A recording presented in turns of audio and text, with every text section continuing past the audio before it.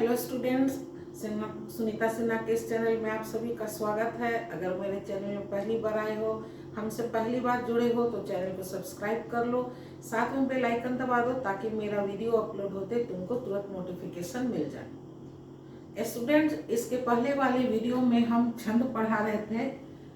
आज उन्हीं छंदों को आगे बढ़ाते हुए इसका पार्ट 2 छंद भाग 2 छंद का ये पार्ट 2 है। तो इस वीडियो में जो बताएंगे थोड़ा सा पिछला रिवाइज कर देते हैं ताकि सुनने से वो भी याद हो जाएगा और आगे समझने में भी सुविधा होगी। तो हम बताए थे कि छंद जो है, छंद शब्द की रचना कैसे हुई थी। छंद शब्द की रचना छद धातु से बनी थी। छद धातु से, जैसे कि क्रिया में पढ़ धातु में ना प्रत्यय जोड़ देते हैं तो पढ़ना एक सामान्य क्रिया बन जाता है और फिर उसको लिंग वचन कारक के अनुसार परिवर्तित कर देते हैं, पढ़ता है या पढ़ती है या पढ़ते हैं। उसी तरह से छंद भी छद धातु से बना है जिसका अर्थ होता है प्रसन्न करना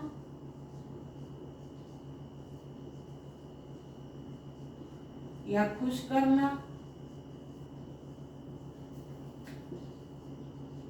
या फिर आह्लादित करना।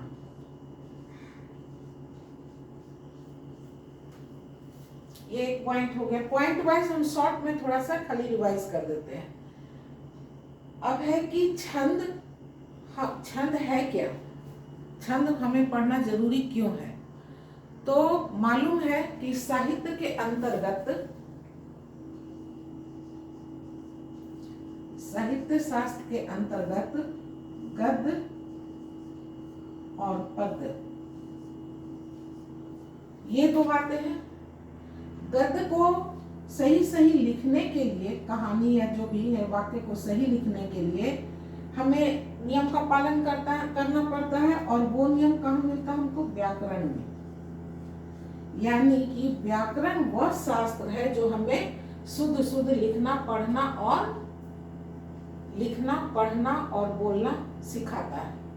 उसी प्रकार से गद्य यानी काव्य, कविता, शायरी, गीत, ये सब जो इसके अंतर्गत आते हैं उसको सही सही लिखने के लिए हमें छंद की आवश्यकता पड़ती है। यानी गद्य को सही लिखने के लिए व्याकरण हमें व्याकरण बताता है और पद को लिखने के लिए हमको छंद बताता है। इसलिए हमें छंद को पढ़ना जानना जरूरी है। छंद जो है ये सबसे पहले इसका उल्लेख कहाँ मिला, ऋग्वेद में मिला।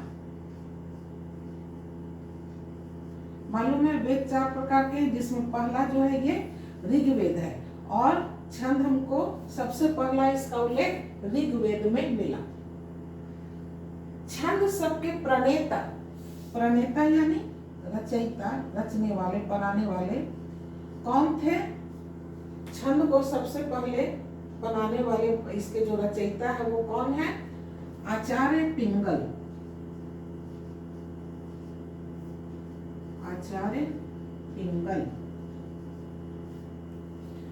इसलिए छंद का दूसरा नाम पिंगल भी है। छंद का दूसरा नाम पिंगल भी है। पिंगलाचार्य ने ही छंद का निर्माण किया, प्रणेता यही है। छंद के प्रणेता आचार्य पिंगल है।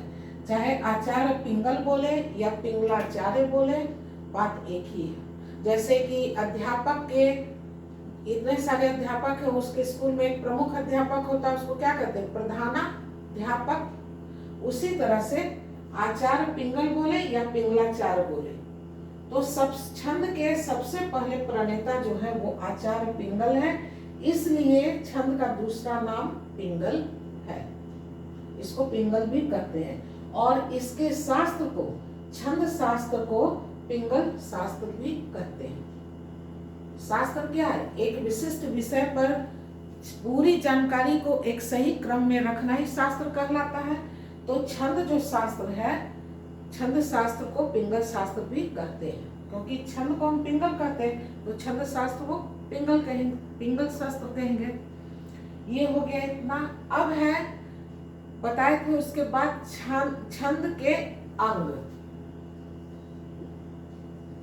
छंद के अंग बोले या अवयव बोले, है ना। ये कितने हैं? 7। कौन कौन बताए थे? 7। कौन कौन है वो? पहला है गति, दूसरा यति, तीसरा तुक,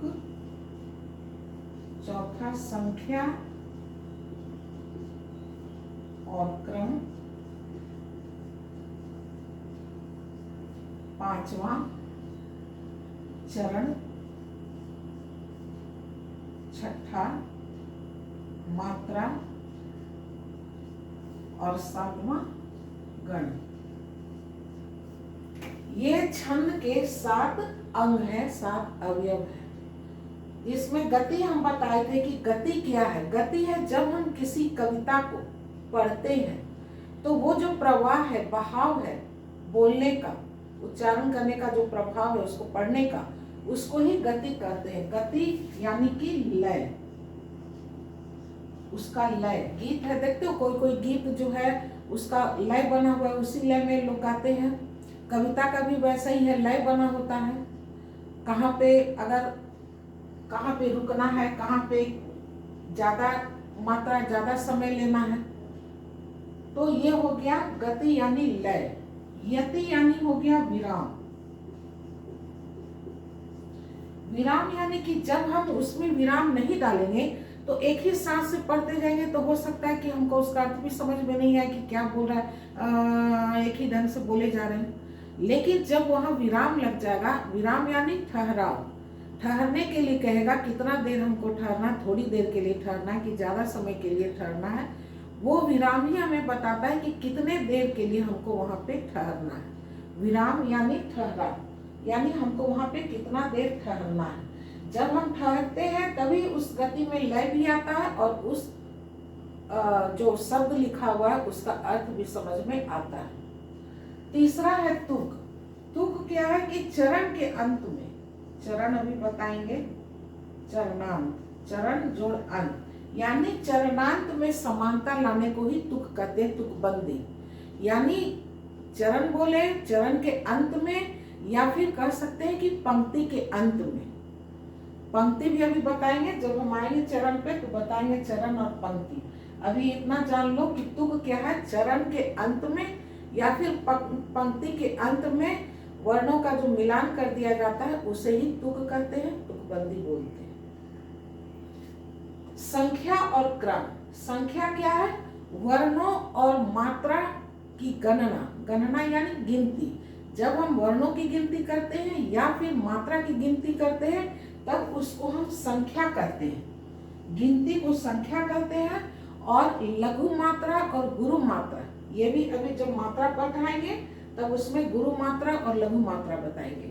तो गुरु मात्रा और लघु मात्रा का जो स्थान निर्धारित करते हैं कि ये लघु मात्रा, ये गुरु मात्रा हो गया, ये लघु है, गुरु है, ये गुरु है, इस तरह जो स्थान निर्धारित करते हैं उस स्थान निर्धारण को कहते हैं हम लोग क्रम।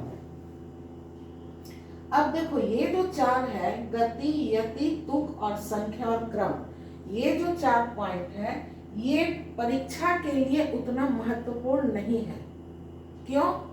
क्योंकि परीक्षा में पूछना ये लय, यति, विराम, चरण उन लोगों के लिए महत्वपूर्ण है जो काव्य, जिनको काव्य लिखना है, कविता लिखना है, शायरी लिखना है, गीत लिखना है, उन लोगों को ये 4 चीज पे ध्यान देना होता है कि कहाँ पे हम विराम लगाए, कहाँ पर हमको तुक लगाना चाहिए। तुक लगाएंगे, तुकबंदी रहेगा तो क्या होता है, कविता को सुनने में अच्छा लगता है, आनंद आता है उससे।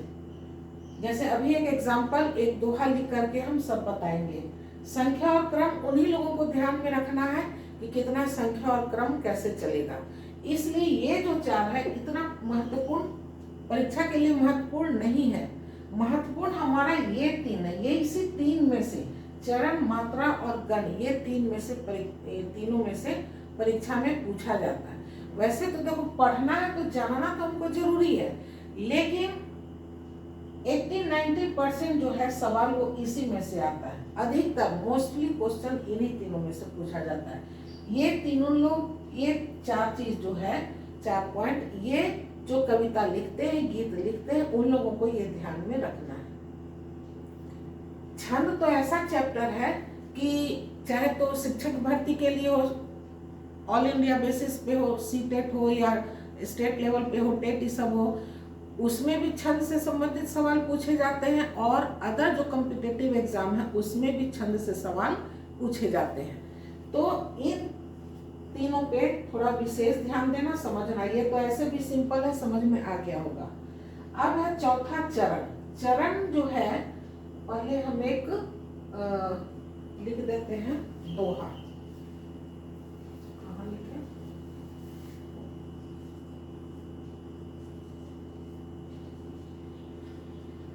दुख में, ये तो दोहा तुम लोग सब कोई जानते हो। दुख में सुमिरन सब करे, सुख में करे न कोई, जो सुख में सुमिरन करे दुख काहे को होय। इसको थोड़ा इरेज करके हम लिख देते हैं ना, तो थोड़ा समझ में आ जाएगा।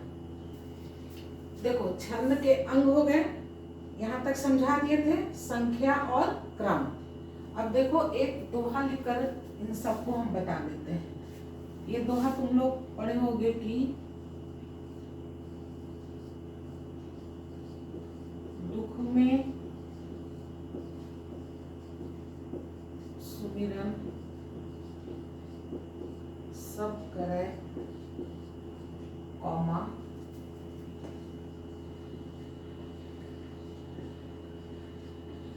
दुख में करे न कोई, पूर्ण विराम, जो सुख में सुमिरन करे, जो सुख में सुमिरन करे दुख काहे को होए। दुख में सुमिरन सब करे, सुख हो जाता, सॉरी,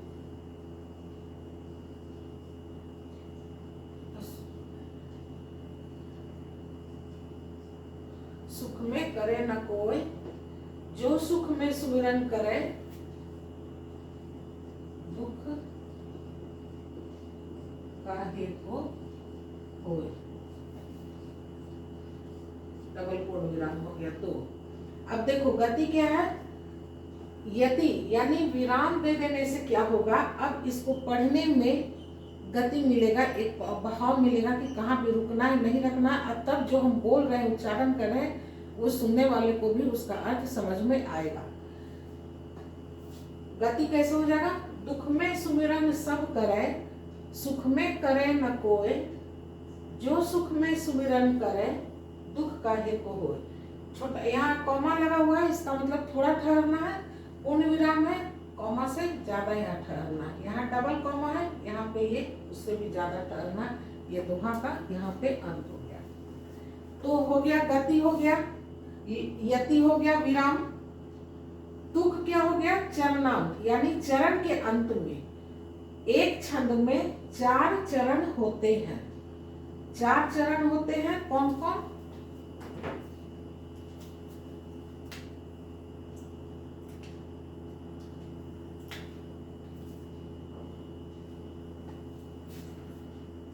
एक छंद में 4 चरण होते हैं। एक चरण, कॉमा आ गया। चरण कैसे पहचानेंगे, शुरू से लेके जहां पे विराम चिन्ह रहेगा वो एक चरण हो जाएगा। फिर उसके आगे से दूसरा शुरू करेंगे, दूसरा विराम आ गया, ये दूसरा चरण हो गया। फिर यहाँ से शुरू करेंगे, यहाँ विराम चिन्ह आ गया, ये तीसरा चरण हो गया। फिर यहाँ उसके आगे से शुरू करेंगे, यहाँ विराम चिन्ह आ गया, ये चौथा चरण हो गया। प्रथम चरण, द्वितीय, तृतीय, चतुर्थ, पहला, दूसरा, तीसरा और चौथा चरण। एक छंद में 4 चरण होते हैं।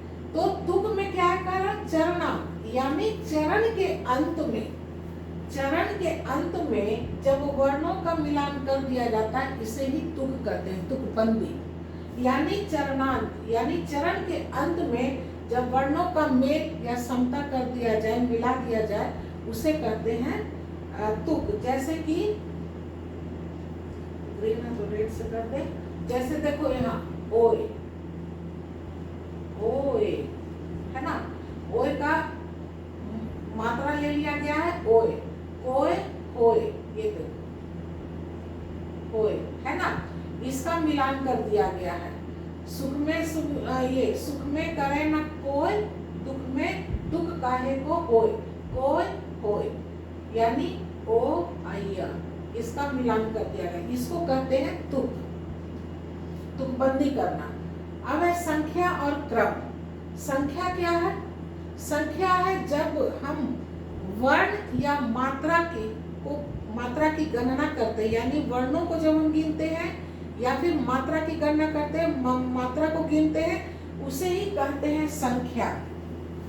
उसे क्या कहते हैं? संख्या। अभी हम जब मात्रा पढ़ाएंगे तो उसमें बताएंगे कि मात्रा और वर्ण क्या है।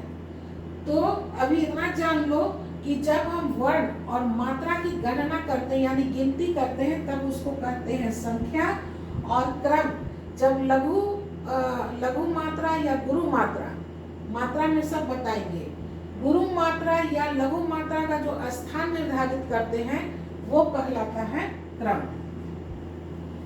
ये चार जो है गति, यति, तुक और संख्या, ये जो है परीक्षा के लिए उतना महत्वपूर्ण नहीं है। पढ़ना है तो हमको इसकी जानकारी रखनी है, परंतु परीक्षा की दृष्टि से ये इतना महत्वपूर्ण नहीं है। महत्वपूर्ण उन लोगों के लिए है जो गीत लिखते हैं, कविता लिखेंगे, शायरी लिखेंगे, उन लोगों को ये सब बात का ध्यान रखना है। और इसमें कोई खास उतना है नहीं, इसलिए परीक्षा की दृष्टि से ये इतना महत्वपूर्ण नहीं है। परीक्षा की दृष्टि से चरण, मात्रा और गण, ये जो तीन है ये इम्पोर्टेंट है, इसी से सवाल पूछे जाते हैं परीक्षा में। देखो छंद ऐसा चैप्टर है कि हर कॉम्पिटिटिव एग्जाम, शिक्षा भर्ती के लिए जो लिया जाता है, सीटेट है या स्टेट लेवल पे होता है टेट, या और भी जो कॉम्पिटिटिव एग्जाम है यूपीएससी, बीपीएससी या जो भी, वो सारे में अगर छंद है सिलेबस में तो उससे इन्हीं तीनों से संबंधित, ये तीन ज्यादा इम्पोर्टेंट है, इन्हीं से संबंधित सवाल आते हैं, पूछे जाते हैं। अब है चरण। चरण क्या है? अभी बताएं कि एक छंद में 4 चरण होते हैं, प्रथम चरण, द्वितीय चरण, तृतीय चरण, चतुर्थ चरण। तो इस प्रकार से चरण क्या हो गया? 2 प्रकार का हो गया, समचरण और चरण कितने प्रकार का हो गया? समचरण और विषम चरण।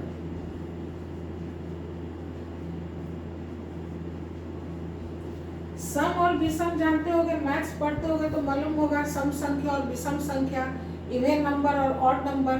तो सम संख्या में क्या आता है? जो 2 से डिवाइड हो जाए, 2, 4, 6, 8 इस तरह से जो आएगा वो होता है सम संख्या। तो और विषम संख्या जो ऑड नंबर है, जैसे 1, 3, 5, 7 इस तरह से आएगा विषम संख्या। उसी आधार पे चरण को भी बांटा गया है। सम चरण यानी कि दूसरा और चौथा नंबर वाला आएगा, और विषम चरण में पहला और तीसरा आएगा। इसलिए इसको हम एक कलर से कर दिए। ये जो रेड वाला है पहला और ये तीसरा, पहला और तीसरा जो चरण है वो क्या कहलाएगा? विषम चरण। और दूसरा और चौथा चरण जो है वो क्या कहलाएगा? समचरण। इसमें तो उतना समझने की बात नहीं है, मैथ पढ़े हो, जान ही रहे हो, इवन नंबर और ऑड नंबर, उसी तरह से इसको इवन नंबर और ऑड नंबर में बांट दिया गया है कि चरण 2 प्रकार के होते हैं, विषम चरण और समचरण। विषम में पहला और तीसरा चरण आएगा और समचरण में दूसरा और चौथा चरण आएगा। ये हो गया 4 चरण। 4 चरण मिला करके ये जो चारों चरण है, ये चारों चरण में मिला करके 24 होता है। चाहे ऐसे समझ लो कि ये जो है पहला चरण प्लस दूसरा चरण, ये कहलाता है एक पंक्ति। जब पंक्ति की बात की जाए कि एक पंक्ति में कितनी मात्रा है, तो यानी कि ये टोटल का मात्रा पूछ रहा है। और अगर पूछा जाए कि एक चरण में कितना है, द्वितीय चरण में कितना है, एक चरण में कितना, प्रथम चरण में कितना मात्रा है, द्वितीय चरण में कितना मात्रा है, तृतीय में कितना, चतुर्थ में कितना, तब हमको उतना एक एक का बताना होगा। लेकिन अगर पंक्ति की सवाल की जाए कि एक पंक्ति में कितना मात्रा है, तो वहां से लेकर एक पूर्ण विराम तक का एक पंक्ति हो गया, यानी पहला और दूसरा एक पंक्ति हो गया, तीसरा चरण प्लस चौथा चरण, ये हो गया एक पंक्ति। एक पंक्ति दो पंक्ति हो गया, और दो पंक्ति का ये दोहा हो गया, एक दोहा बन गया। समझ में आ गया कि चरण किसे कहते हैं और पंक्ति किसे कहते हैं।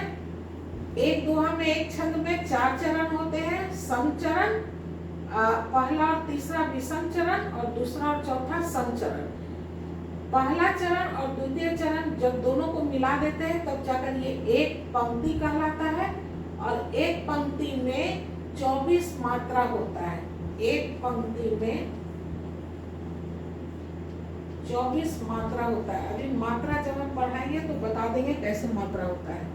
एक पंक्ति में 24 मात्रा होता है, यानी ये एक पंक्ति है, इसमें 24 मात्रा, फिर ये एक पंक्ति हो गया, इसमें भी 24 मात्रा। ये हो गया हमारा चरण। अब आते हैं हम मात्रा पर। मात्रा किसे कहते हैं। अब है 6th मात्रा। तो मात्रा जानने से पहले हम जान ले कि छंद में वर्ण किसे कहते हैं। वर्ण किसे कहते हैं, तो गद्य में, गद्य का जो व्याकरण है, व्याकरण ही लिख देते हैं।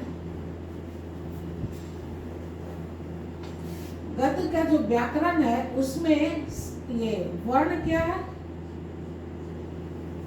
वर्ण किसे कहते हैं, भाषा की वह सबसे छोटी इकाई जिसके खंड या टुकड़े नहीं किए जा सकते, यानी एकदम सबसे छोटी इकाई है जिसको कि अब हम और खंडित या उसको तोड़ नहीं सकते, वो वर्ण कहलाता है। साहित्य का व्याकरण में यही है, गद्य वाले में व्याकरण में ये कहलाता है वर्ण। वर्ण 2 प्रकार के होते हैं, स्वर वर्ण और व्यंजन वर्ण। ये गद्य के लिए, गद्य के व्याकरण में ये मिलता है, वर्ण, स्वर वर्ण और व्यंजन वर्ण। स्वर वर्ण जो है क्या है, वो स्वर वर्ण अ, आ, छोटी ई, बड़ी ई, छोटा ऊ, बड़ा ऊ, री, ए,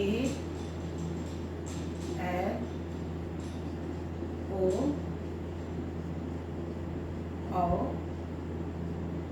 अंग, अभी अंग और अर्थ को हटा देते हैं, है ना, बाद में इसको करेंगे। इतना हो गया स्वर वर्ण। 11 है, 1 2 3 4 5 6 7 8 9 10 11। और व्यंजन वर्ण क्या है, क, ख, ग, इस तरह से यर लव तालवेश मूर्धन्य दंस ह छत्र, छत्र क्या तो संयुक्त हो जाएगा, तो यर लव तालवेश मूर्धन्य दंस ह, यानी क से लेकर ह तक ये व्यंजन है वर्ण, और अ आ ई जो है अ तक ये हो गया स्वर वर्ण।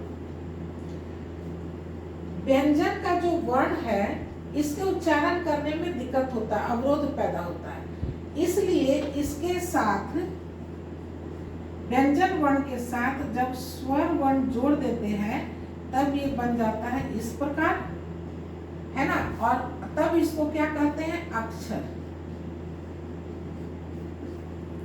देखते हो कि छोटे बच्चे को जब पढ़ना लिखना सिखाया जाता है, क ख ग सब, तो कहा जाता है कि 2 अक्षर से शब्द बनाओ। तो ये 2 अक्षर, यानी जैसे क है, क म, कम, 2 अक्षर बन गया, 2 अक्षर से शब्द बन गया।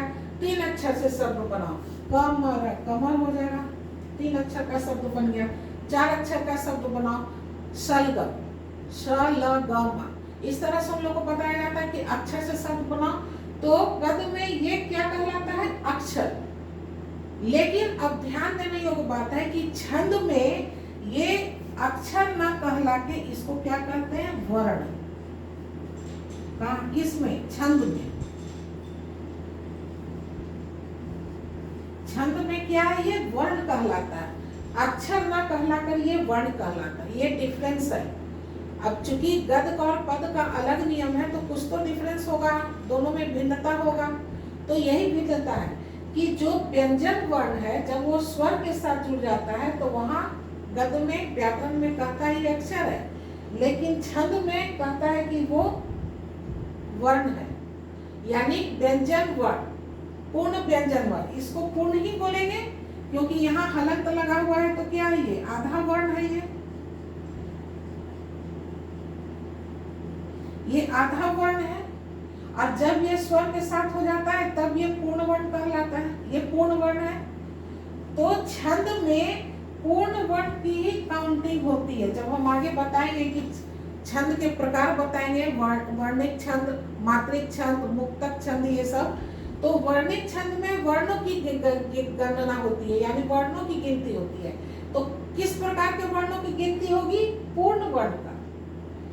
अगर ये हलंत लगा हुआ है, आधा है, व्यंजन वर्ण रहेगा, तो उसको वर्ण में गिनती नहीं करेंगे। जैसे मान लो राजा, आगे हम बता देंगे, लेकिन अभी चलो थोड़ा सा बता देते हैं। जैसे ये राजा, राजा में हलंत लगा हुआ है, तब ये आधा वर्ण है, तब यहाँ इसकी हम गिनती नहीं करेंगे। यहाँ इसकी गिनती यहाँ नहीं होगी। या संयुक्त व्यंजन को भी, जैसे मान लो कृष्ण, कृष्ण, यहाँ भी ये आधा है, तो इसकी भी वर्णों में गिनती नहीं होगी। इसको काउंट करेंगे और इसको काउंट करेंगे, इसको काउंट नहीं करेंगे। ये आधा वर्ण को काउंट नहीं करेंगे, इसकी भी काउंटिंग वर्णों में नहीं होगी। इसलिए याद रखना कि गद्य में जो अक्षर होता है वही यहाँ वर्ण बन जाता है, वर्ण उसको कहते हैं। अब वर्णिक छंदों में वर्णों की गिनती होती है।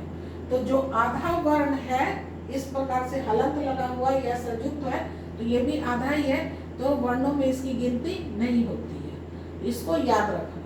अब आते हैं मात्रा पे। स्वर वर्ण का ये है आई। इसको जब हम व्यंजन के साथ लिखते हैं तो इसके रूप को छोटा कर देते हैं, और तभी हम व्यंजन के साथ इसको लिखते हैं, और तब उसका क्या नाम पड़ गया? मात्रा। यानी स्वर वर्ण के छोटे रूप को मात्रा कहते हैं। यही है गद्य में, व्याकरण में यही पढ़ते हैं कि मात्रा क्या है? स्वर वर्ण के छोटे रूप को मात्रा कहते हैं, और उसी मात्रा को फिर हम व्यंजन के साथ लिखते हैं। जैसे देखो, आ का तो कोई नहीं है मात्रा, आ का क्या मात्रा है? ये है। छोटी ई की क्या मात्रा है? इसका छोटा रूप ये है। बड़ी ई का क्या है? इस प्रकार से लिखते हैं। छोटा ऊ का क्या छोटा रूप है? छोटा ऊ को इस प्रकार से मात्रा है इसका। बड़ी ऊ को इस तरह से। री को वर्ण के नीचे में इस तरह से लगा देते हैं। ए का छोटा रूप ये है, ए का ये है, ओ का इस प्रकार से है, और औ का इस प्रकार से छोटा रूप है। और इसी रूप को हम ये व्यंजन वर्ण के साथ लिखते हैं। जैसे मान लो व्यंजन वर्ण है यहाँ क है। जब हम इसमें अ स्वर लगा देते हैं तब ये बन गया क। अगर ख ले लें, ख के साथ अ लगा दें तो बन गया ख। और अगर ख में आ वर्ण लगा देते हैं तो क्या बन जाता है? खा। आ की मात्रा लगाते हैं तब ये बन गया खा। यहाँ मूल रूप नहीं लिख करके क्या लगा? इसका मात्रा लिख देते हैं। कहने का मतलब कि जब ख व्यंजन में आ स्वर वर्ण जोड़ते हैं तब हम उसका मूल रूप नहीं लिख करके उसका छोटा रूप, ये जो मात्रा है छोटा रूप, इसी को लिखते हैं। व्यंजन के साथ मात्रा जुड़ता है, उसका छोटा रूप जुड़ता है, ना कि उसका पूरा पूरी जुड़ जाएगा। अब मान लो खा लिखना है तो इस तरह से थोड़ी खा लिखेंगे ख में आ, ऐसा नहीं होता है। इसके जगह पे क्या होगा? छोटा रूप लिखाएगा। ख में छोटा रूप जो इसका है वो मात्रा लगता है। इतना समझ में आ गया। अब हम जानते हैं कि स्वर वर्ण भी दो प्रकार के होते हैं। ये मात्रा हो गया, लाल वाला से क्या हो गया, ये स्वर वर्ण है और ये मात्रा है, लाल वाला मात्रा, जिसको कि छोटा रूप है इसका। अब हम जानते हैं व्याकरण में कि स्वर वर्ण भी दो प्रकार के होते हैं। दो प्रकार के होते हैं, यहाँ पे लिखते हैं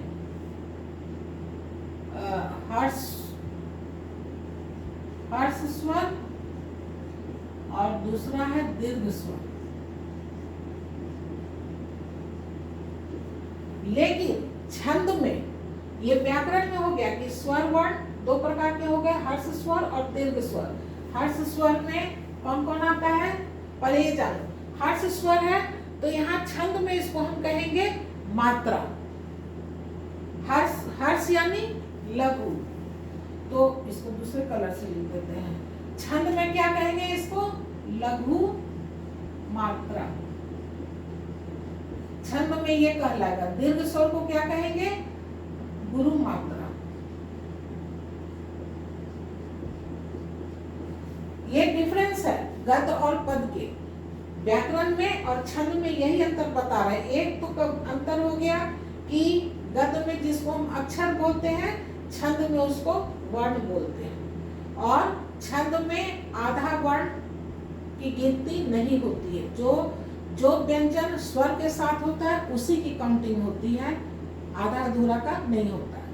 एक बात दूसरा हो गया कि गद में स्वर को हर्ष स्वर और दीर्घ स्वर के नाम से जानते हैं, लेकिन छंद में लघु मात्रा और गुरु मात्रा के नाम से जानते हैं। गुरु यानी दीर्घ हो गया, बड़ा।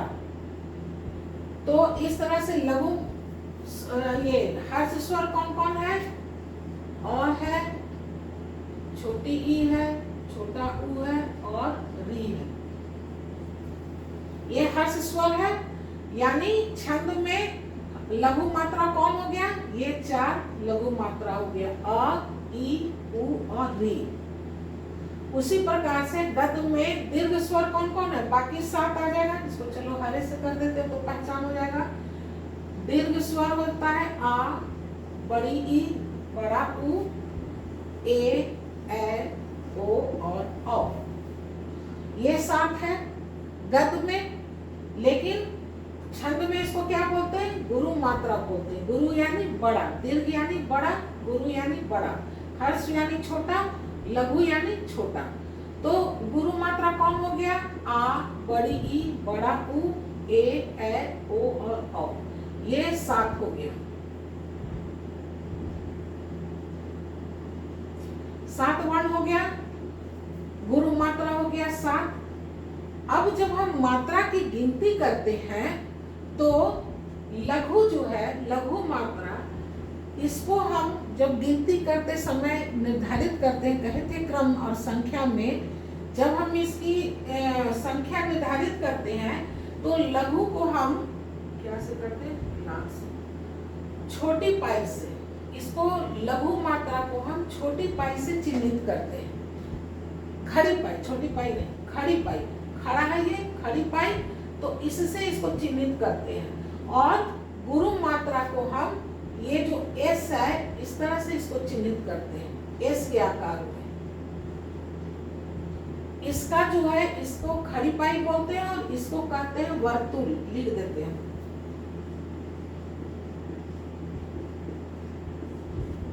समझ में आ रहा होगा, कोई कंफ्यूजन है? अगर होगा कम कंफ्यूजन तो कमेंट करके पूछ लोगे, फिर से बता देंगे। हम गद में बताए कि स्वर वर्ण को हर्ष स्वर और दीर्घ स्वर से जानते हैं, लेकिन छंद में हम लघु मात्रा और गुरु मात्रा के नाम से जानते हैं। चीज वही है, लघु है तो वही 4 आएगा और वही 7 आएगा। इसमें लघु मात्रा को हम खड़ी पाई से चिन्हित करते हैं और गुरु मात्रा को एस जो है, जिसका नाम वर्तुल है, इसके नाम से इसको चिन्हित करते हैं।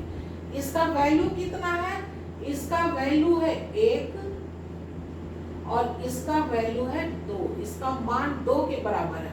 जहां एस देखेंगे वहां हम 2 काउंट करेंगे और जहां खड़ी पाई है वहां 1 ही काउंट करेंगे। इसका मान, इसका वैल्यू 1 होता है और इसका 2 होता है। क्यों 2 होता है? क्योंकि ये गुरु है, बड़ा है। बड़ा कैसे हो गया? तो हम देख लें बड़ा कैसे है। अ प्लस अ को जब हम जोड़ते हैं तब ये बनता है आ, यानी एक मात्रा और एक मात्रा बराबर हो गया 2 मात्रा, इसलिए ये बड़ा हो गया आ। उसी प्रकार से छोटी ही छोटी मिलता है तो बड़ी बन जाता है। छोटी ही का मान है 1, इसका भी मान है 1, ये बन गया ये 2, तो ये बड़ा हो गया, बड़ी ई बड़ा हो गया, बड़ी मात्रा हो गया, है ना, गुरु मात्रा हो गया। अब हम एक वही दोहा लिखकर सुख में दुख में सुमिरन सब करे सुख में, उसमें लिख करके हम मात्रा को काउंट करना बताते हैं कि कैसे मात्रा लगता है, उसको हम बता देते हैं। छठा जो है हमारा लघु, ये मात्रा और वर्ण और मात्रा, वर्ण और मात्रा। वर्ण बता दिए किसे कहते हैं? गद्य में जिसको हम अक्षर बोलते हैं, छंद में वो वर्ण कहलाता है। और मात्रा किसे कहते हैं? स्वर वर्ण के छोटे रूप को मात्रा कहते हैं। गद्य में हम जानते हैं मात्रा, वही मात्रा यहाँ भी वही है। मात्रा जो है छोटा रूप ही होता है, उसी का काउंट होता है। मूल रूप को, स्वर के मूल रूप को या फिर उसके छोटे रूप को, उसी को हम काउंट करते हैं। जैसे कविता लिखकर बता देते हैं और उसके बाद बता देंगे कि मात्रा। अच्छा ये जान ही लो कि मात्रा में कौन कौन सा आएगा। ये लघु मात्रा में मात्रा भी पता है 2 प्रकार का होता है, लघु मात्रा और दीर्घ मात्रा। लघु मात्रा में क्या क्या आएगा? अ, छोटी ई, छोटा उ, री, और एक आएगा अनुस्वार आता है, नहीं चंद्र बिंदु। अगर किसी भी व्यंजन के ऊपर में चंद्र बिंदु लगा रहेगा तो वो भी लघु मात्रा में आता है। और इस लघु मात्रा को क्या से इंडिकेट करते हैं, चिन्हित करते हैं? खड़ी पाई से। और इसका मान कितना है? ये खड़ी पाई का मान है 1। दीर्घ मात्रा में कौन कौन आएगा? दीर्घ यानी गुरु। गुरु मात्रा में, गुरु मात्रा में कौन कौन आएगा?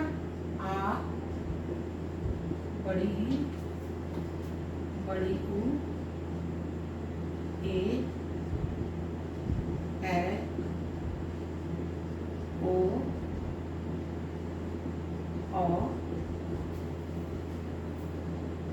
अंग और आ। ये हमारा है गुरु मात्रा। और गुरु मात्रा को क्या से चिन्हित करते हैं? इस प्रकार से, एस से। और इसका वैल्यू कितना है? इसका मान कितना है? 2। इसका मान हम लोग 2 रखकर गिनेंगे। जहां भी हम कविता में, छंद में काव्य में देखेंगे, कविता में अगर मूल रूप में है तो भी उसको 2 काउंट करेंगे, और इसका अगर छोटा रूप में है तो भी इसका वही वैल्यू होगा। बड़ा हो गया उ, ए, ओ, और इसका तो है नहीं, इसका है छोटी ई, अरे बड़ी ई है ना, बड़ी इधर से होगा, ये हो गया छोटी ई, ये हो गया छोटा ऊ, और ये हो गया किसी भी वर्ण के नीचे में जो लगाते हैं री।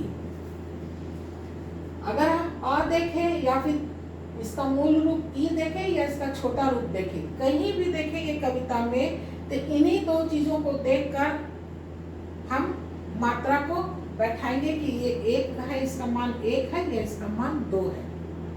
व्यंजन को हम लोग यहाँ नहीं देखेंगे, व्यंजन वर्ण को।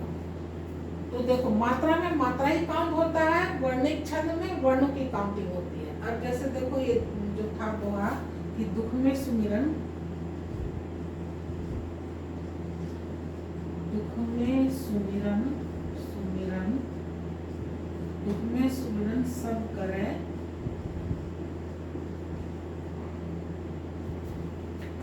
सुख में करे न कोई, सुख में करे न कोई,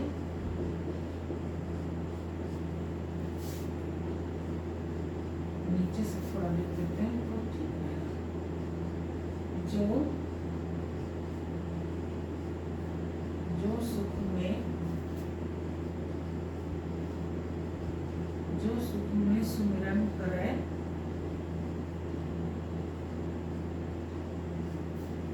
दुख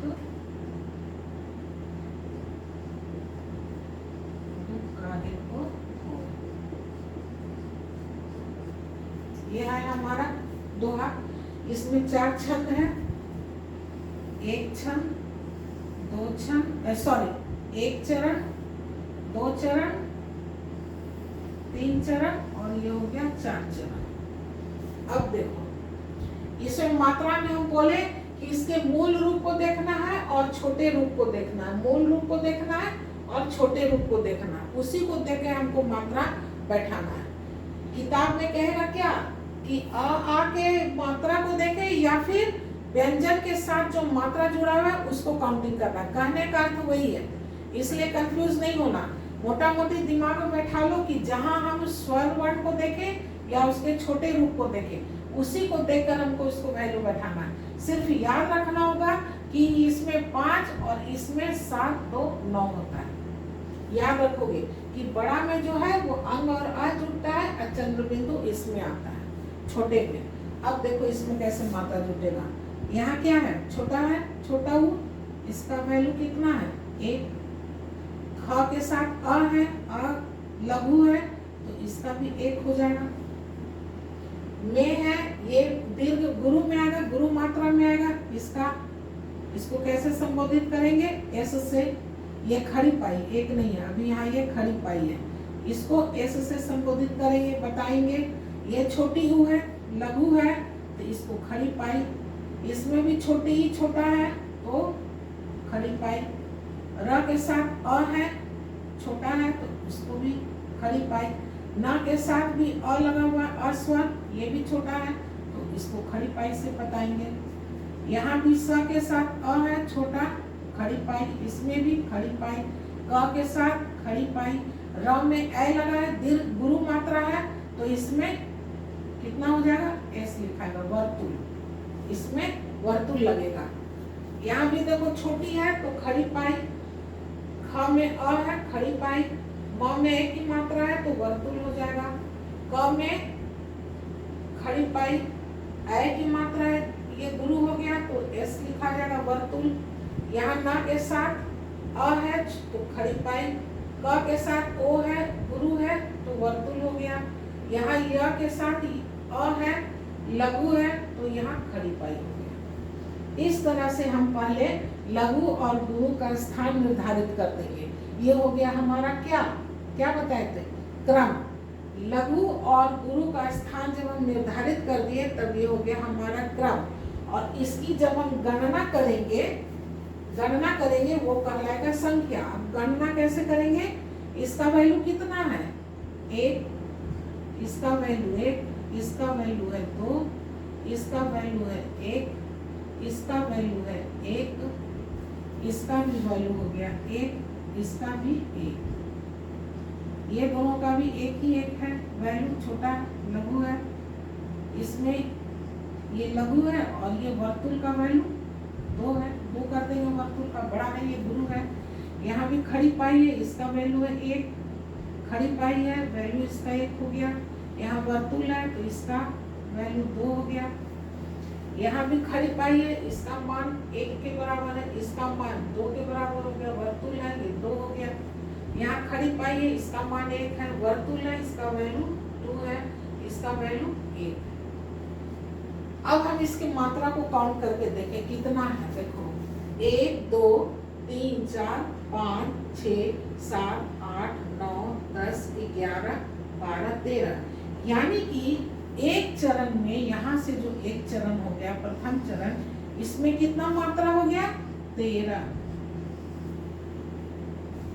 दूसरे चरण में देखिए कितना है 1 2 3 4 5 6 7 8 9 10 11।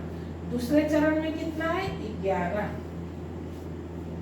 एक चरण में 13, दूसरे चरण में 11, टोटल मिला के कितना हो गया 24। बताए थे कि एक पंक्ति में 24 मात्रा होता है, ये 24 मात्रा हो गया। अगर पहले चरण में 13, अभी हम सब बताएंगे आगे, अभी हम ऐसे बता दे रहे हैं कि अगर पहले चरण में 13 और दूसरे चरण में 11 मात्रा हो तो ये दोहा में ऐसा होता है। और इसी का ठीक उल्टा होता है सोरठा। सोरठा में क्या होगा, प्रथम चरण में 11 और दूसरे चरण में 13 मात्रा होगा, इसको कहते हैं सोरठा, इसको कहते हैं दोहा, है ना। किसी किसी में 4 या किसी किसी में 6 पंक्ति का भी होता है ना। 6 पंक्ति को क्या कहते हैं, कुंडलिया। तो उसमें 2 दोहा मिलकर बना होता है। कुंडलिया में क्या होता है कि रोला और उल्लाला, रोला और उल्लाला मिलाकर के कुंडलिया बनता है। तो हम बताएंगे आगे, अभी तो मात्रा हम बता रहे हैं, इसको भी एक अलग अलग करके हम बताएंगे कि दोहा में प्रथम में द्वितीय में कितना होता है मात्रा, सोरठा में कितना होता है, कुंडली में कितना होता है, रोला उल्लासा या छपया, नहीं छपया में होता है रोला और उल्लाला, और कुंडली में होता है रोला और दोहा, ये मिला के बनता है। तो छपया में होता है रोला और उल्लाला, उ आधा ला लाला। तो खैर वो तो फिर बाद में सब कुछ विस्तार से हम बताएंगे, सोठा क्या है, दोहा क्या है, रोला क्या है, उल्लासा छपया क्या है, सबको हम बताएंगे, लिख भी देंगे समझाने के बाद। अभी यहाँ समझ लो कि मात्रा कैसे लगाते हैं, कैसे निर्धारित करते हैं। दिमाग में सिर्फ यही बात रखना कि शब्द के मूल, स्वर के मूल रूप को और उसके मात्रा को ही देखकर हम उसका स्थान निर्धारित करते हैं। खड़ी पाई और वर्तुल लिखते हैं। छोटे वाले लघु मात्रा को छोटी खड़ी पाई से और गुरु मात्रा को वर्तुल यानी एस आकार का जो होता है, देखते हो गाना में ऐसे ऐसे कर दिया रहता है। यानी कि यहाँ पे 4 बार दिया, यानी इतना जो मात्रा है इसका 2 का, 2 2 4 2 6 2 8, उतना का हमको समय लेना है। 3 बार लिखिए करना है, तो यानी 2 3 6 बार हमको उतना देर रुकना है, खींचना है उस वर्ण को। तो इसका मान 2 होता है और खड़ी पाई का मान 1 होता है। तो पहले हम जो कविता होता है इसमें भी उसी तरह से देखो होगा, इसमें भी 13 होगा और उसमें 11 होगा, क्योंकि पहला चरण और ये तीसरा, पहला और तीसरा विषम चरण है, एक ही तरह का है, इसलिए इसमें भी 13 होगा। देखो इसका मान जब में ओ है, रेड से किए ना, ओ की मात्रा है तो क्या हो जाएगा, ये वर्तुल है। छोटी ऊ है तो ये खड़ी पाई हो गया। इसमें ख में छोटा है, लघु है, तो इसको भी खड़ी पाई से कर देंगे इनके। इसमें एक ही मात्रा है तो इसको क्या से करेंगे, वर्तुल से, ये बड़ा है। ये छोटा की मात्रा है तो इसको खड़ी पाई से, छोटी की मात्रा है तो इसको भी खड़ी पाई से। इसमें र के साथ अ जुड़ा हुआ है, खड़ी पाई से, न के साथ खड़ी पाई से, इसको बताएंगे। क में भी वही है, खड़ी पाई। इसमें ए की मात्रा है तो ये हो गया वर्तुल, बड़ा हो गया। अब देखो इसका स्थान, ये वैल्यू बैठा हो, इसका एस का कितना वैल्यू है, 2, खड़ी पाई का 1, ये बीच वाली लाइन छोड़ दो, कंफ्यूजन हो जाएगा। इसका वैल्यू 2 है मान, इसका मान 1 है, मान 1 है, इसका मान 2 है, इसका मान 1 1 1 1 1 और 2। काउंट करो, 2 3 4 5 6 7 8 9 10 11 12 13। तृतीय चरण में भी 13 हो गया। अब इधर देखो 11 होगा। तुम लोग भी घर में इसको प्रैक्टिस करोगे। छोटी ऊ की मात्रा है यहाँ, तो कितना है इसका, ये हो गया खड़ी पाई। ख के साथ अ है, लघु मात्रा है तो खड़ी पाई।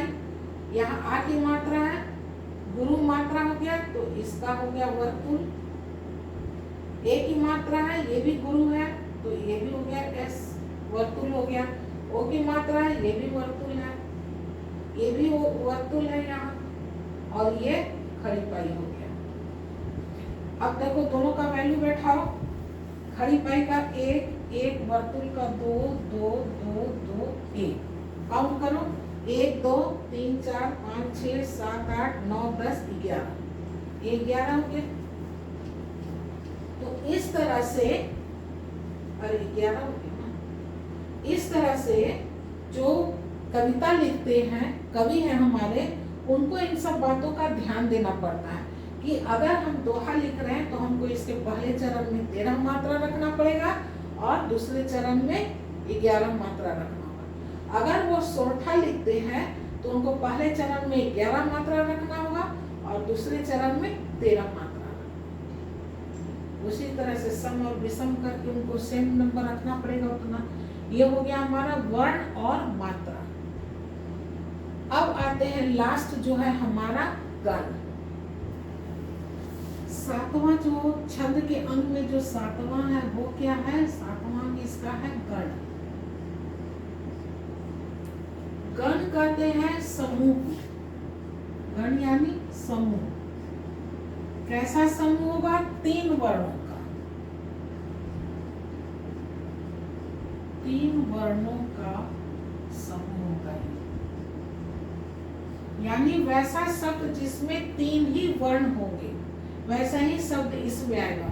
अब 3 वर्णों को हम किस तरह से कितने प्रकार से लिख सकते हैं? इसके लिए एक सूत्र बना है, वो है य माता राज भान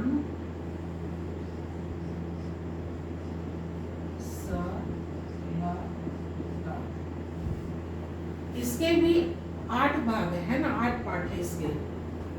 1 2 3 4 5 6 7 और 8, ये 8। इसी से हमारा वो 8 निकल जाएगा। जैसे देखो यह है तो पहला हो गया यगण, दूसरा हो गया म है मगण, ग हो गया, त है तगण,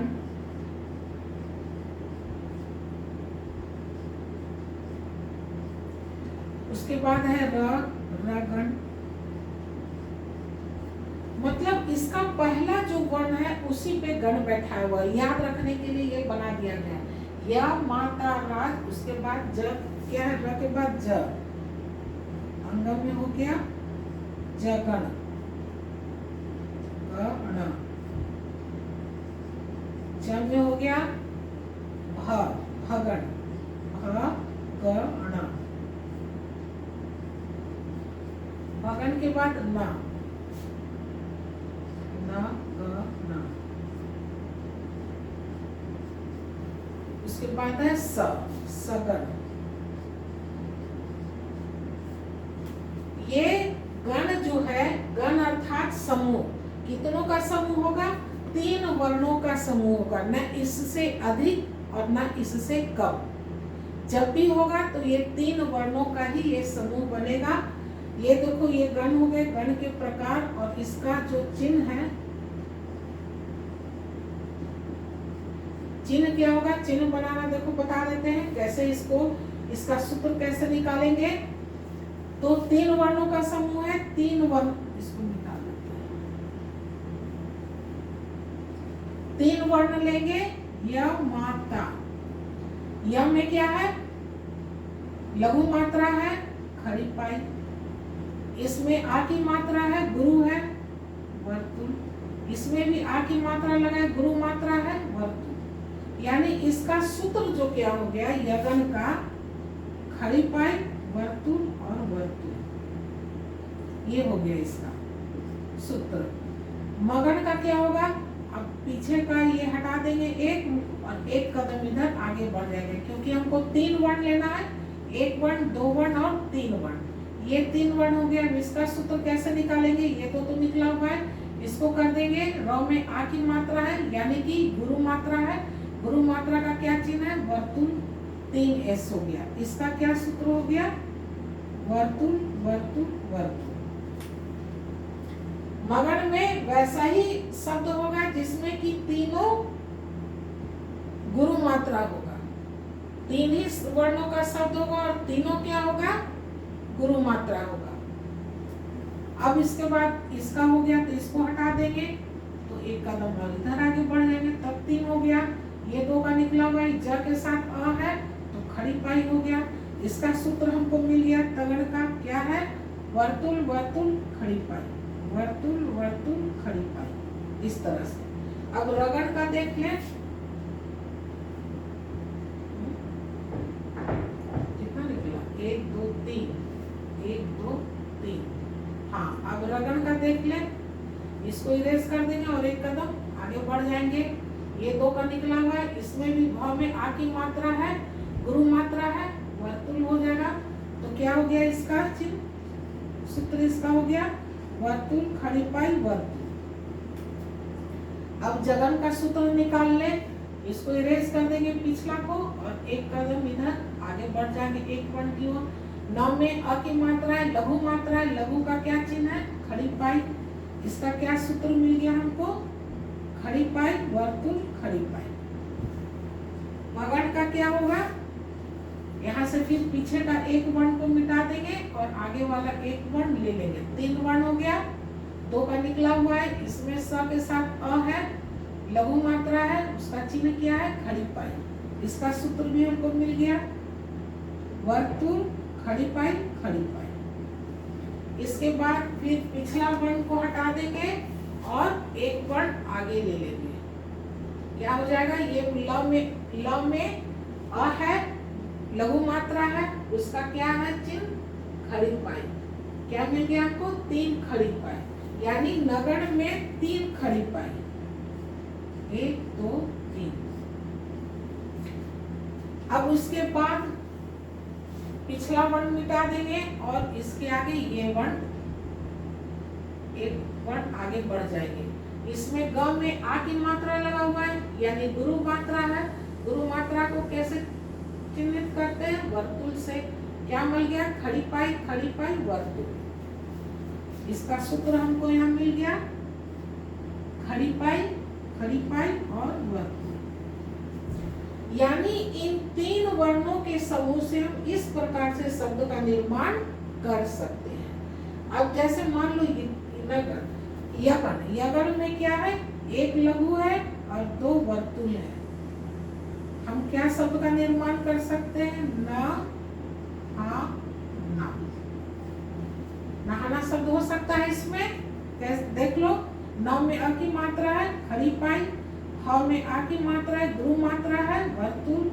9 में भी यहाँ गुरु मात्रा लगा हुआ है, गुरु मात्रा का क्या चिन्ह है? वर्तुल। देखो, खड़ी पाई वर्तुल वर्तुल, खड़ी पाई वर्तुल वर्तुल। इस तरह से और कई सारे शब्द बन सकते हैं खड़ी पाई वर्तुल वर्तुल से। अब मान लो यहाँ 3 खड़ी पाई है, तो जैसे हो गया कमल या कमर या कलम, इसमें 3 खड़ी पाई मिल गया। 1 खड़ी पाई, 2 खड़ी पाई, 3 खड़ी पाई, इसका सूत्र मिल गया। इसी तरह से 3 वर्णों से हम इस प्रकार से कई सारे शब्द बना सकते हैं। उसी तरह से ये हो गया। ये कब होगा? इसकी गणना कब होगी? वर्णिक में। छंद 3 प्रकार के होते हैं, वर्णिक छंद, मात्रिक छंद और मुक्तक छंद। तो वर्णिक छंद में हम वर्णों की गणना करेंगे। ये परीक्षा में जो है वर्णिक छंद ये बहुत कम आता है, अधिकतर आता है मात्रिक छंद से सवाल आता है। तो ये जानिए, इसलिए इसको याद रखना। इतना तो है हमारा स तक, सगण तक तो है ही है सूत्र, इसमें लगा हुआ है। तुम इसके जगह पे स ल मा भी कर सकते हो, यानी यहाँ पे हमको वर्तुल और यहाँ पे हमको खड़ी पाई आना चाहिए। यहाँ तक तो हमारा सूत्र ही है। और स लगा कर सकते हो, या एक हीरोइन है सलमा आगा, तो इसको स ल मा कर दोगे तो वैल्यू तो वही हो जाएगा। यहाँ क में आ की मात्रा लगा है, यहाँ क में आ की मात्रा लगी है, नाम से भी याद कर सकते हो। इसको याद रखोगे तो तुम्हारा ये जो गण है 8 प्रकार के वो याद हो जाएगा, और उसका जो सूत्र है कि कैसे शब्द का निर्माण करेंगे वो भी तुमको मिल जाएगा। अब इसके आगे हम बताते हैं कि किस तरह से इसकी गणना करेंगे। देखो, यहाँ पे हम कुछ शब्द लिख दिए। अब इसका वर्णों की गिनती करो। बता चुके हैं कि आधा वर्ण की गिनती नहीं होती है, पूर्ण वर्ण की गिनती होगी। अब देखो, बादल, बादल जो है इसमें क्या है, कैसे किसमें आएगा, कौन सा ये गण है, ब में आ की मात्रा है वर्तुल, द में अ की मात्रा है छोटी, पाई लग गया, ल में लघु मात्रा है, पाई लग गया, वर्तुल पाई पाई। अब हम देखो वर्तुल पाई पाई कहाँ है, वर्तुल पाई पाई यानी ये कैसा शब्द है, ये वर्तुल पाई पाई ये भगन का है, ये हो गया भगन। उसी तरह से अब इसके देखें, इसमें भी है, बड़ी है, ये भी बड़ी है, ये भी बड़ी है, यानी इसमें तीनों वर्तुल है। तीनों वर्तुल में कौन है, मगन। ये कौन सा गण हो गया, ये मगन हो गया। उसी तरह से चालाक, बड़ी है छोटी है, यानी वर्तुल वर्तुल और खड़ी पाई। वर्तुल वर्तुल खड़ी पाई कौन है, यहाँ तगड़। किस प्रकार का ये गण हो गया, तगड़। पालिना, बड़ी है छोटी है फिर बड़ी है, यानी वर्तुल खड़ी पाई वर्तुल, ये हो गया रगड़। ये है ना, हाँ ये हो गया कौन सा गण है, ये रगड़। देखो हम अपना नाम भी इसमें लिख दिया है ना। इसमें क्या है, छोटी है खड़ी पाई, फिर बड़ी है वर्तुल, फिर बड़ी है मात्रा वर्तुल, तो हो गया खड़ी पाई वर्तुल वर्तुल, खड़ी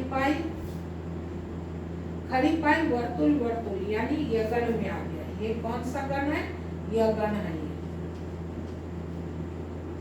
कमला, छोटी है खड़ी पाई छोटी है, कड़ी पाई यहाँ गुरु मात्रा है, बड़ी है, तो ये हो गया वर्तुल। तो खड़ी पाई वर्तुल कहाँ है, खड़ी पाई वर्तुल कौन हो गया, ये सगण हो गया। कौन सा गण है, सगण, टवर्गी न है, सगण। तो इस तरह से हम देखेंगे, अगर प्रश्न में आ जाता है कि कौन सा गण है, तो हम पहले तो इसको लिख लेंगे, इसके नीचे वाला जो है छोटी और बड़ी उसको चिन्हित कर लेंगे, उसके बाद जो शब्द दिया रहेगा उसका हम इस तरह से बैठा के और वो तीन मात्रा को देखेंगे कि कहाँ पे मैच कर रहा है। जैसे बता देते हैं, ये हो गया खड़ी पाई वर्तुल वर्तुल वर्तुल, खड़ी पाई वर्तुल, खड़ी